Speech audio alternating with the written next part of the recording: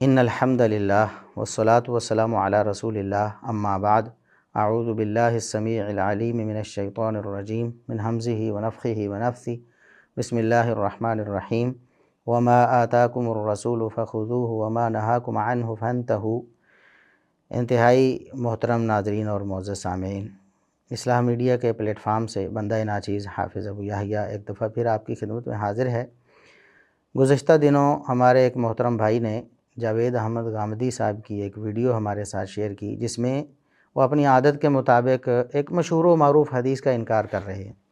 یہ حدیث ہمارے بچے نے سن رکھی ہے، بڑوں کو یاد ہے، ان کو یہ بار بار سنائی جاتی ہے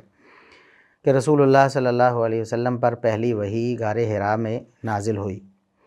وہ پورا مکمل واقعہ ہے اور ہماری نصابی کتابوں میں بھی موجود ہے اور خطبات میں بھی آپ لوگ سماعت فرماتے رہتے ہیں۔ تو غامدی صاحب نے اس حدیث کا انکار کر دیا اور کہا کہ نعوذ باللہ یہ غار حراء کا واقعہ ایک افسانہ ہے، یعنی کسی نے خود اپنے پاس سے گھڑ کے اس کو حدیث میں شامل کر دیا ہے، اور مسلمانوں کو 1400 سال پتہ ہی نہیں چلا، محدثین کو پتہ ہی نہیں چلا کہ یہ تو جھوٹی روایت ہے نعوذ باللہ، اور اس کو حدیث کی معتبر ترین کتابوں میں درج کر دیا گیا، جیسا کہ صحیح البخاری میں، جس کی صحت پر ساری امت کا اتفاق ہے، اس میں بھی یہ حدیث موجود ہے۔ تو اپنی عادت کے مطابق انہوں نے ہیلے بہانے کیے ہیں اس حدیث کو رد کرنے کے لیے۔ سب سے پہلی بات جو انہوں نے کی اور جس کو انہوں نے بہانہ بنایا اس حدیث کا انکار کرنے کے لیے، وہ بڑی انٹرسٹنگ ہے، مضحکہ کا خیز اسے کہہ سکتے ہیں، کہ غامدی صاحب نے یہ دعویٰ کیا کہ یہ جو غار حراء کا واقعہ ہے سیدہ عائشہ صدیقہ رضی اللہ عنہا سے مروی ہے، اس حدیث کے علاوہ دنیا میں کسی حدیث میں غار حراء کا ذکر تک نہیں ملتا۔ غار حراء محض ایک افسانہ ہے، کوئی حقیقت نہیں۔ یعنی رسول اللہ صلی اللہ علیہ وسلم نے ساری زندگی کبھی بھی غار حراء کا ذکر تک نہیں کیا۔ وہ کہتے ہیں صرف اس حدیث میں آیا ہے اور یہ جھوٹی ہے نعوذ باللہ۔ اگر یہ حدیث سچی ہوتی تو کبھی اور بھی رسول اللہ صلی اللہ علیہ وسلم غار حراء کا ذکر کرتے۔ ہم اس کو اگر کم سے کم الفاظ میں کہیں تو جناب غامدی صاحب کی یہ جہالت ہے کہ انہیں پتہ نہیں تھا اور اتنا بڑا منہ کھول کے دعویٰ کر دیا کہ کسی حدیث میں ذکر تک نہیں ملتا اس کا، غار حراء کا۔ ہم اس کو اگر جہالت نہ کہیں تو یہ جناب غامدی صاحب کی خیانت بنتی ہے۔ اگر ان کے علم میں تھی تو پھر انہوں نے جان بوجھ کر جھوٹ بولا اور نبی کریم صلی اللہ علیہ وسلم کی حدیث کا جھوٹ بول کر بھی انکار کیا۔ اب ہم ان کو بتاتے ہیں کہ یہ صحیح البخاری میں 3 نمبر حدیث ہے، تیسرے نمبر پر، چونکہ امام بخاری رحمہ اللہ تعالیٰ نے کتاب کا آغاز کتاب بدء الوحی سے کیا ہے، وحی کی ابتدا کا بیان، تو اس میں یہ حدیث امام صاحب لے کے آئے ہیں۔ یہ حدیث نمبر 3 ہے، اور چوتھی حدیث اگر غامدی صاحب پڑھتے یا اگر پڑھی ہے تو پھر وہ شرم کرتے کہ کیسے جھوٹ بول رہے ہیں کہ کسی حدیث میں غار حراء کا ذکر تک رسول اللہ صلی اللہ علیہ وسلم نے نہیں کیا اس حدیث کے علاوہ۔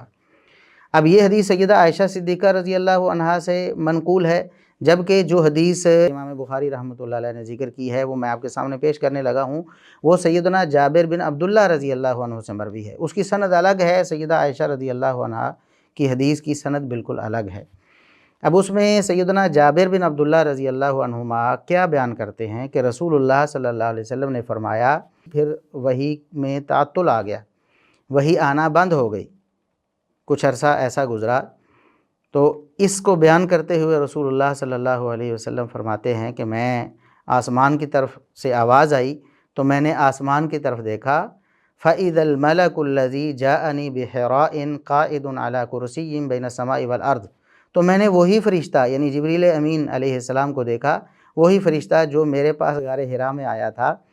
وہ آسمان و زمین کے مابین ایک کرسی پر بیٹھا ہوا ہے۔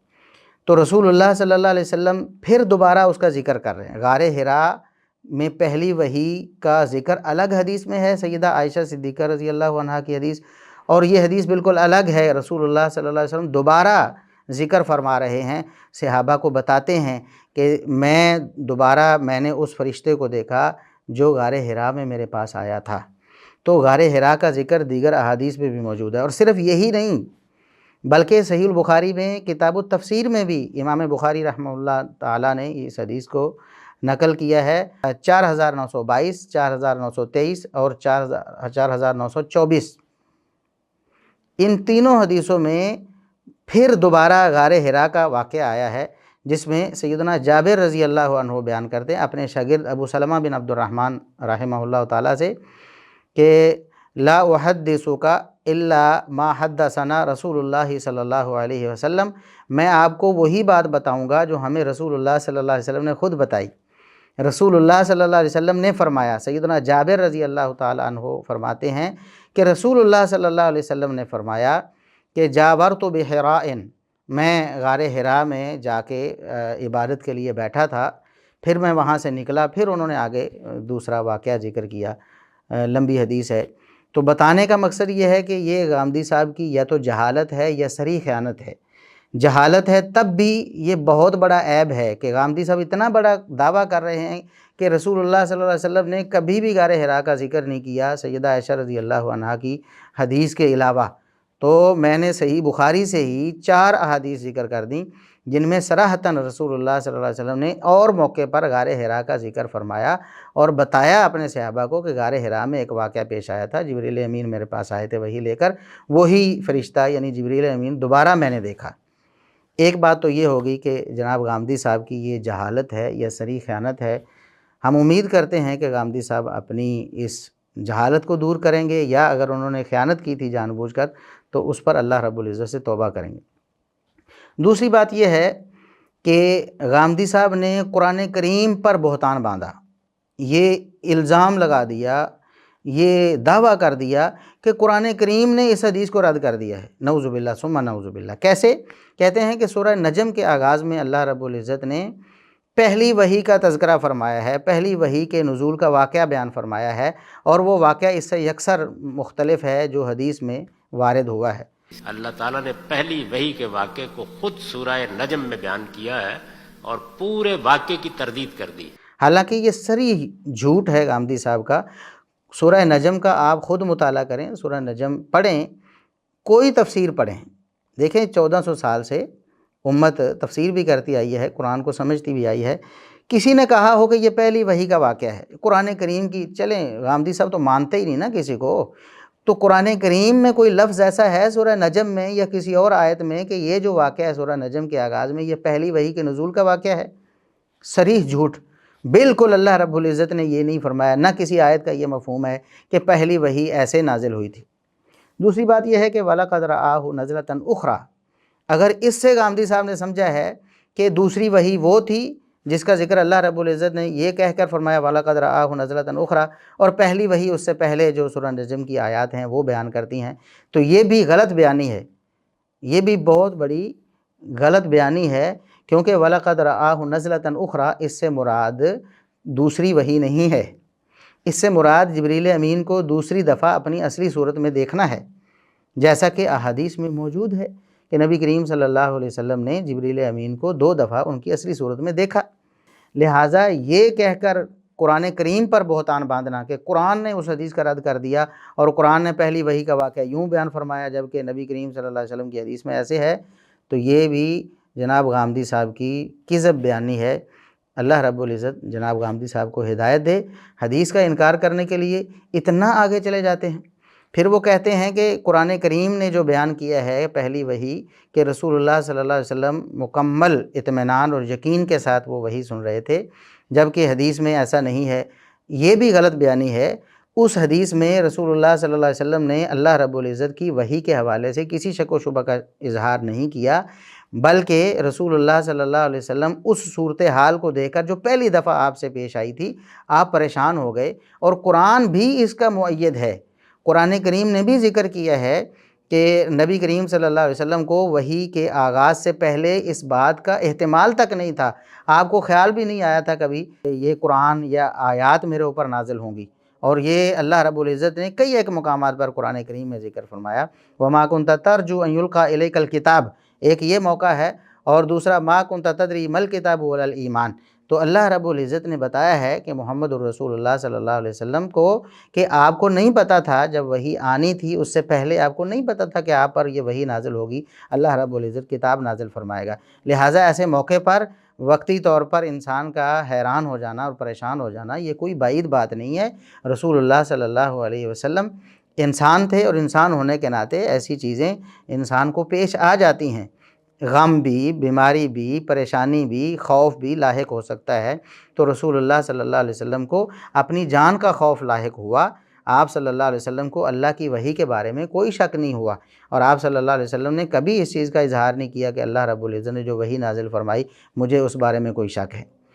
تیسری بات اس حوالے سے، غامدی صاحب 1400 سال سے امت مسلمہ کا جو ایک طریقہ چلا آ رہا ہے، جو منہج چلا آ رہا ہے، جو راستہ چلا آ رہا ہے، جس کو سبیل المومنین کہتے ہیں، قرآن بھی کہتا ہے وَمَن يُشَاقِقِ الرَّسُولَ مِن بَعْدِ مَا تَبَيَّنَ لَهُ الْهُدَىٰ وَيَتَّبِعْ غَيْرَ سَبِيلِ الْمُؤْمِنِينَ نُوَلِّهِ مَا تَوَلَّىٰ وَنُصْلِهِ جَهَنَّمَ وَسَاءَتْ مَصِيرًا۔ جو رسول اللہ صلی اللہ علیہ وسلم کی نافرمانی کرتا ہے جان بوجھ کر دلیل آنے کے بعد بھی، اور مومنوں کا راستہ چھوڑ دیتا ہے، سبیل المومنین چھوڑ دیتا ہے، ہم اس کو رسی ڈھیلی چھوڑ دیتے ہیں، اس کو آخرکار ہم جہنم میں پھینکیں گے۔ تو غامدی صاحب نے سبیل المومنین چھوڑ دی ہے۔ 1400 سال سے صحابہ، تابعین، تبع تابعین، ائمہ دین، مفسرین، فقہاء، شارحین سارے اس حدیث کو مانتے چلے آئے ہیں، اور پہلی وحی کے آغاز میں اس حدیث کو بطور دلیل نقل کرتے آئے ہیں، اس حدیث پر پورا یقین اور ایمان رکھتے چلے آئے ہیں، کسی نے اس حدیث کا انکار نہیں کیا۔ غامدی صاحب نے مسلمانوں کا راستہ، مومنوں کا راستہ چھوڑ کر قرآن کریم کی بھی صریح خلاف ورزی کی ہے،